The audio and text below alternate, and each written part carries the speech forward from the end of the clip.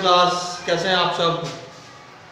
मुझे उम्मीद है आप सभी लोग अपने घर पे स्वस्थ होंगे, खुश होंगे, अच्छे होंगे। So students, today we are going to study और methods of separation of mixtures. Mixture को कैसे सेपरेट करते हैं, ये इससे पहले वाले वीडियो में मैंने बताया था। कुछ मेथड्स और भी हैं जो हमें देखने हैं यहाँ पे। So let's talk about this methods of separation of mixture. उसके बाद आता है क्रोमेटोग्राफी। क्रोमेटोग्राफी भी it's another kind of another types of separation of mixture.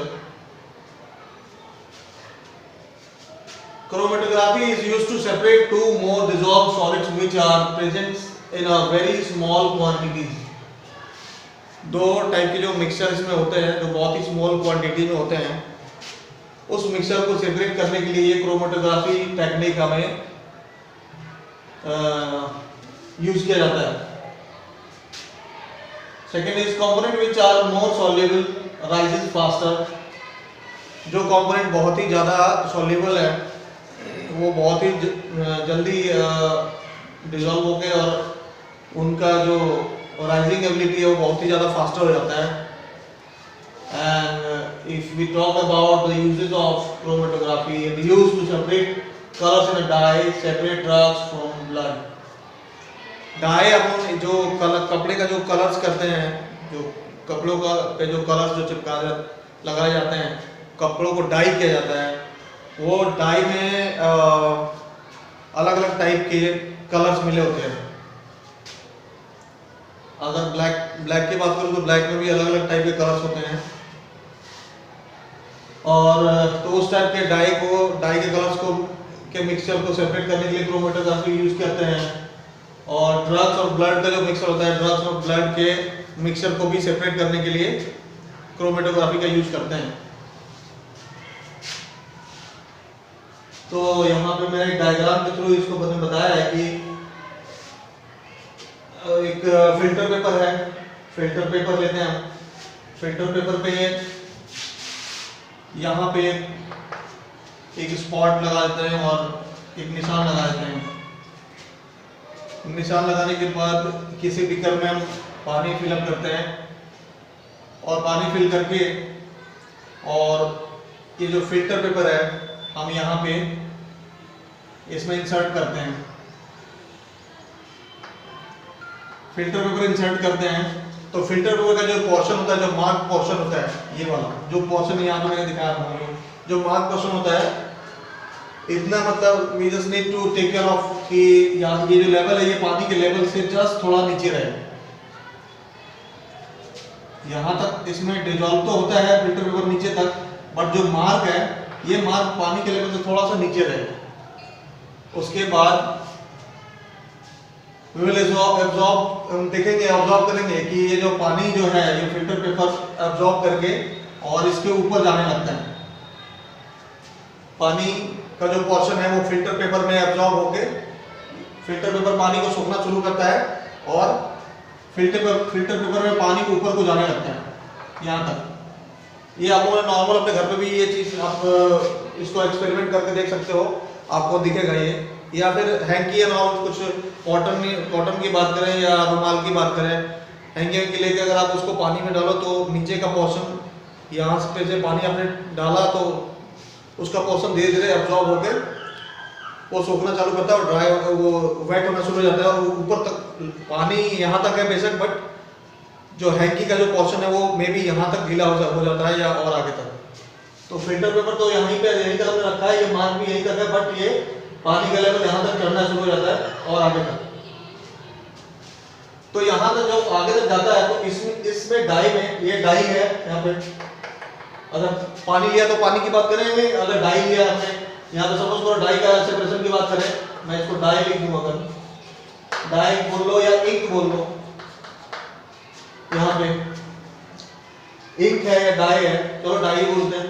तो ये डाई का यहाँ पे यहाँ तक एब्जॉर्बेशन परसेंटेज यहाँ पे आना शुरू हो जाता है। जब ये फिल्टर पेपर पूरा यहाँ तक आ जाता है, कवर कर लेता है, तो इसमें देखते हैं कि मैंने बताया कि डाई हो या इंक हो, इसमें अलग अलग टाइप के कलर्स मिले होते हैं। तो कुछ पोर्शन तक कोई और कलर दिखेगा, कुछ पोर्शन तक कोई और कलर दिखेगा, कुछ पोर्शन तक कोई और कलर दिखेगा। ठीक है, इसमें जितने भी कलर होंगे सब अलग अलग दिखेंगे। सपोज करो यहाँ पे रेड कलर दिख रहा है आपको, यहाँ ग्रीन दिख रहा है, यहाँ येलो दिख रहा है, तो ये लेवल वाइज आपको कलर दिखाएगा यहाँ पे। तो इस तरीके से डाई के जो कलर है वो हमें अलग अलग देखने को यहाँ पे मिला। तो कलर्स यहाँ पे सेपरेट हो गए, मतलब हमारा यही क्रोमेटोग्राफी यही बताता है कि जो दो स्मॉल कंपोनेंट्स का जो मिक्सचर होता है उसको सेपरेट करने के लिए हम ये क्रोमेटोग्राफी यूज करते हैं। तो क्रोमेटोग्राफी के थ्रू हमें डाई के कलर्स का सेपरेशन पता चल गया। अच्छा, इसमें एक चीज और बात ध्यान देने की है कि कलर तो यहाँ पे हमें ऊपर नीचे दिख रहा है, येलो, ग्रीन, रेड, बट ये कैसे पता चलेगा कि इसमें कौन सा कलर, ये ऊपर जो कलर जो है ये सबसे टॉप पे क्यों है, ये बीच में क्यों नहीं है, नीचे क्यों नहीं है।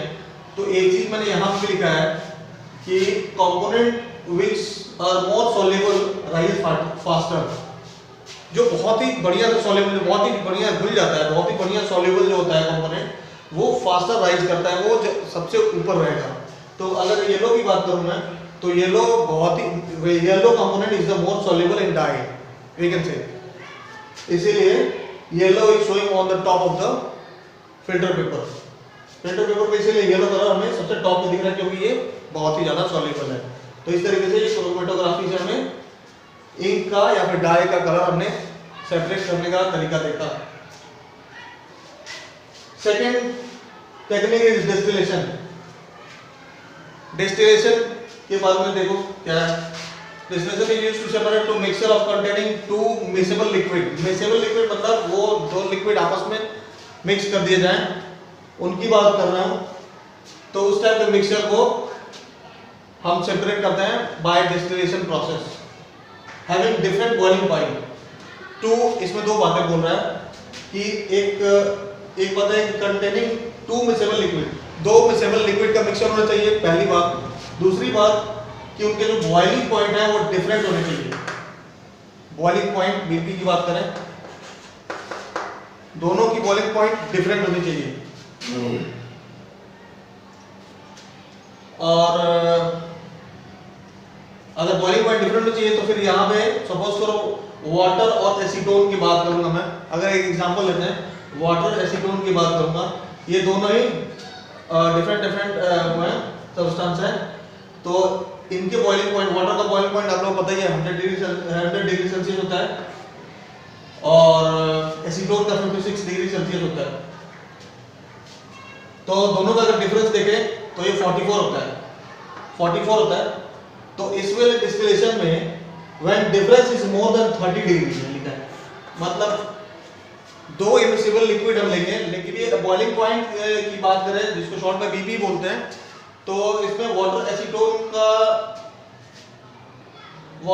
का एग्जांपल मैंने लिया है।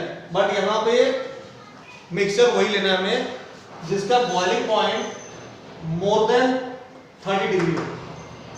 बॉइलिंग पॉइंट 30 डिग्री से ज्यादा हो तो वाटर और एसीटोन का बॉइलिंग पॉइंट है, वाटर का boiling point 100 degree Celsius, acetone का 56 डिग्री। इनका निकालेंगे तो ये इनका बॉइलिंग पॉइंट जो है वो 30 डिग्री से ज्यादा है। तो मतलब इस टाइप का लिक्विड हम लेकर डिस्टिलेशन प्रोसेस को एक्सपेरिमेंट कर सकते हैं। उसके बाद it is the process of heating the liquid to form, ये वो प्रोसेस है। डिस्टिलेशन प्रोसेस में एक्चुअली होता क्या है, in this process heating the liquid to form vapour, liquid को हीट करते हैं तो उससे वेपर बनता है and then cooling the vapour to form liquid, और फिर वही वेपर को कूल करने पे लिक्विड बनता है। ये तो पता, ये प्रोसेस आप लोगों को पहले से ही पता है कि हीट को हम अगर लिक्विड को हीट करेंगे तो वेपर बनेगा, वेपर को हीट करेंगे तो वापस हमें कंडेंस होकर लिक्विड ही मिलेगा। और इसके यूजेस हैं to remove salt from sea water, sea water समुद्र का पानी जो है उसको हीट करके वाटर परसेंटेज जो होता है वो वेपराइजेशन किया जाता है, उसको वेपर के थ्रू उड़ा दिया जाता है और फिर हमें सॉल्ट की प्राप्ति हो जाती है, सॉल्ट मिल जाता है हमारे को। तो उसमें इसका यूज होता है। आइए देखते हैं डिस्टिलेशन प्रोसेस कैसे यहाँ पे ये कैसे परफॉर्म करता है। ये अपरेटस है, मैंने एक स्टैंड लिया है, बंसन बर्नर लिया है, स्टैंड यहाँ भी है, एक डिस्टिलेशन फ्लास्क लिया है, यहाँ पे डिस्टिलेशन फ्लास्क बोलते हैं इसको। इसके बाद से थर्मोमीटर, यहाँ पे थर्मोमीटर लगा रखा है। इसके बाद ये जो अपरेटस है इसको हम बोलते हैं, इसके ऊपर ये भी एक टेस्ट ट्यूब है यहाँ पे, और इसके ऊपर जो हमने लगाया है इसको बोलते हैं वाटर कंडेंसर।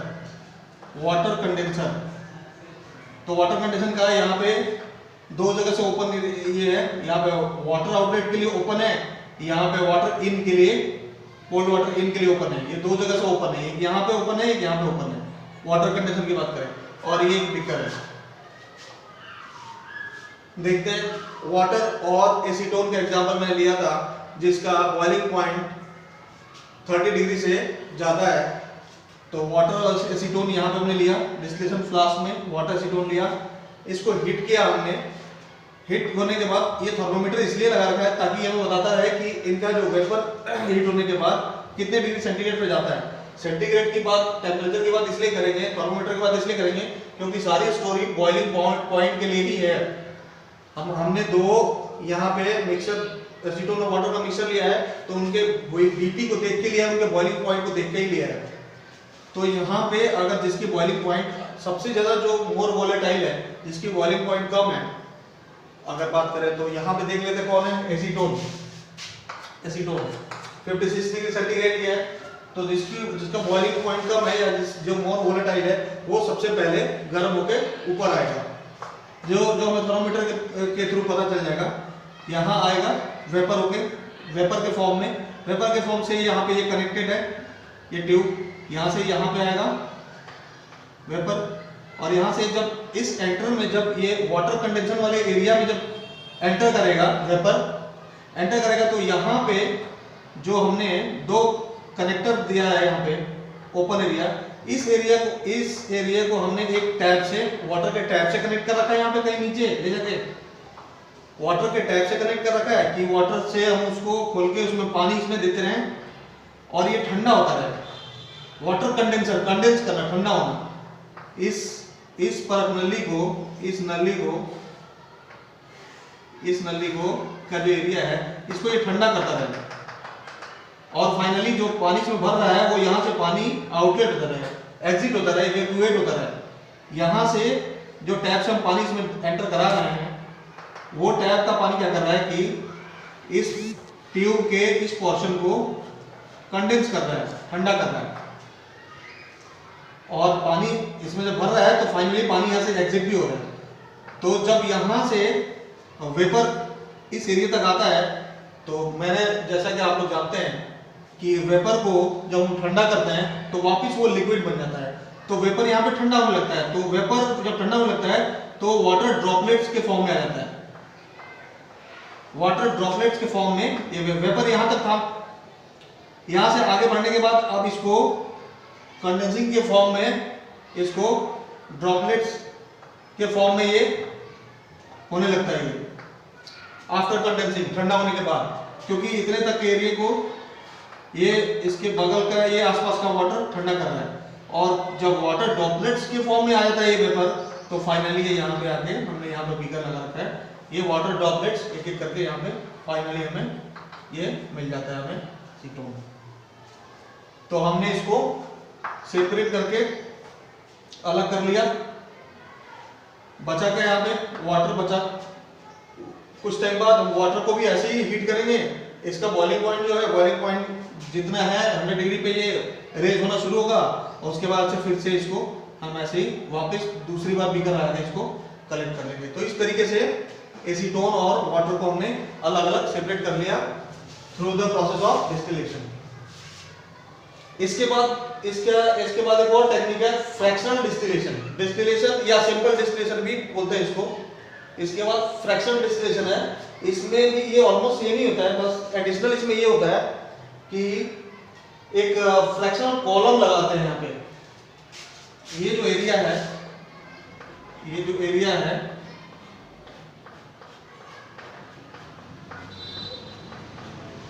एक फ्रैक्शनल कॉलम लगाते हैं। फ्रैक्शनल कॉलम एक वैसे ही समझ लो इसको ऐसे, फ्रैक्शनल कॉलम जो कि इसमें ग्लास बीड्स होते हैं। फ्रैक्शनल कॉलम में ग्लास बीड्स होते हैं। इनका काम ही क्या है कि जो कंडेंसिंग एरिया है, कंडेंसिंग सरफेस एरिया है, जो कूलिंग एरिया है, उसका सरफेस एरिया थोड़ा ज़्यादा बढ़ा देना है। मतलब यहाँ पे जब ये आएगा वेपर जब यहाँ पे आता है तो ये थोड़ा ऐसे ऐसे करके थोड़ा टाइम लगता है, इसको ठंडा होने में टाइम लगता है, क्योंकि यहाँ पे ग्लास बीड्स लगा रखे हैं। जो कॉलम हमने लिया है यहाँ पे फ्रैक्शनल कॉलम, यहाँ पे ग्लास बीड्स लगा रखे हैं हमने, तो इसलिए इसका सरफेस एरिया ज़्यादा हो जाता है, तो इसमें कूलिंग होने में थोड़ा टाइम लगता है। नॉर्मल डेस्टिनेशन में यहाँ पे कॉलम था नहीं, फ्रैक्शन डेस्टिनेशन में का कॉलम था नहीं, तो डायरेक्ट यहाँ आया, यहाँ से ओपन होकर इसमें आ गया। लेकिन इसमें एंटर करने से पहले ही यहीं पे इसको बहुत टाइम लगता है ठंडा होने में। यही इतना ही फर्क है। और एक तो ये फर्क है, दूसरा फर्क ये है कि यहाँ पे बॉइलिंग पॉइंट 30 डिग्री से ज्यादा था, इसलिए डिस्टिलेशन का एक्सपेरिमेंट हमने देखा, सिंपल डिस्टिलेशन या ओनली डिस्टिलेशन। बट यहाँ पे जो बॉइलिंग पॉइंट होगा वो बिलो 30 डिग्री होगा। 30 डिग्री से कम वाला मिक्सचर जो हम लेंगे, मान लो एसीटोन और मिथेनॉल, ये दो केमिकल का मिक्सचर हम लेते हैं, एसीटोन और मिथेनॉल का। एसीटोन का 50 degree Celsius boiling point, methanol का 65 डिग्री सेल्सियस। मान लो दोनों का जब डिफरेंस देखेंगे तो ये बिलो 30 डिग्री होता है, इन दोनों का डिफरेंस बिलो 30 डिग्री। तो इसके लिए जब इसमें सेपरेशन करेंगे तब हमें फ्रैक्शनल डिस्टिलेशन को यूज करना होगा। यहाँ पे क्वेश्चन हो सकता है कि डिस्टिलेशन या सिंपल डिस्टिलेशन हम कब यूज करते हैं?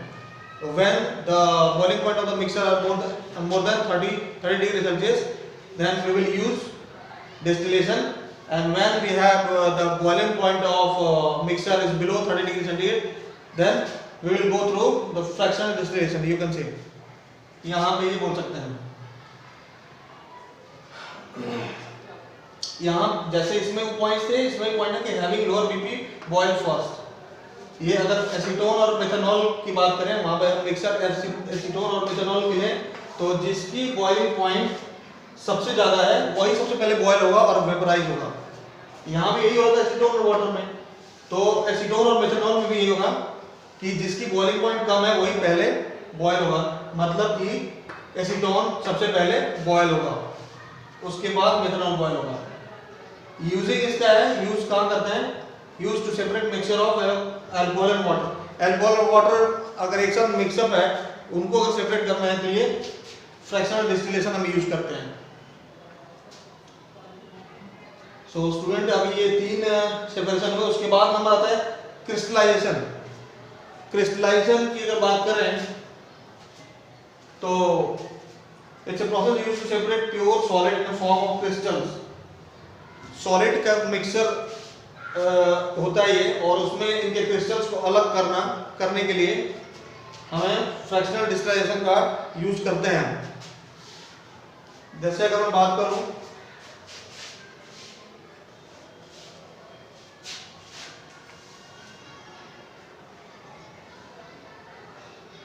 कॉपर सल्फेट और वाटर, यहां पे एक डायग्राम मैं दे रहा हूं। एक चाइना डिश में हमने कॉपर सल्फेट और वाटर को लिया हमने,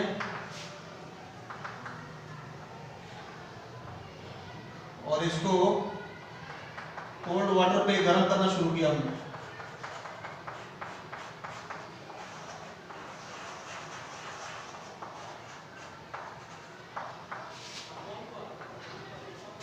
ये कॉपर सल्फेट है, CuSO4 प्लस वाटर।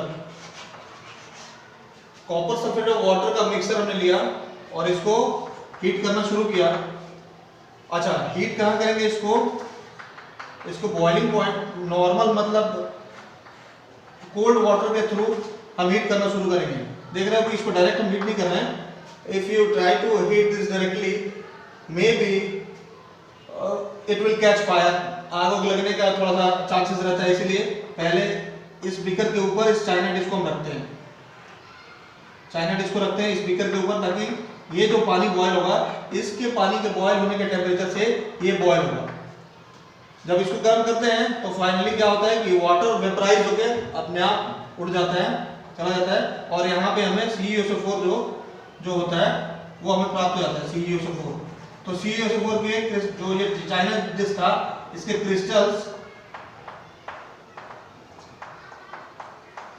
क्रिस्टल्स हमें प्राप्त हो जाते हैं। यहाँ पे ये पानी के साथ था, हमने गर्म किया तो हीट वाइज ये इसका वाटर वेपराइज होकर यहाँ से उड़ गया और हमें हमारे को CeO4 का कॉपर सल्फेट का क्रिस्टल प्राप्त हो गया, क्रिस्टल।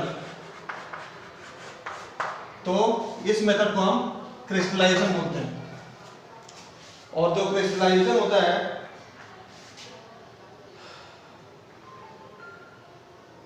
क्रिस्टलाइजेशन भी सी वाटर के प्यूरिफिकेशन में यूज करते हैं, सी वाटर के प्यूरिफिकेशन में यूज करते हैं, या फिर ऑप्टेन इसका फिटकिरी फ्रॉम इम्प्योर, फिटकिरी जो होता है पोटाश एलम जो होता है, फिटकिरी को भी के क्रिस्टल्स को प्राप्त करने के लिए भी हम क्रिस्टलाइजेशन का यूज करते हैं। तो स्टूडेंट्स ये 3-4 टाइप के जो टेक्निक्स थे टू सेपरेट द मिक्सचर्स ये हमने देखे यहाँ पे। इसके बाद का जो डिटेल्स होगा वो मैं नेक्स्ट वीडियो में अपलोड करूँगा। Till then keep watching our channel, like, subscribe and share. Bye bye, take care.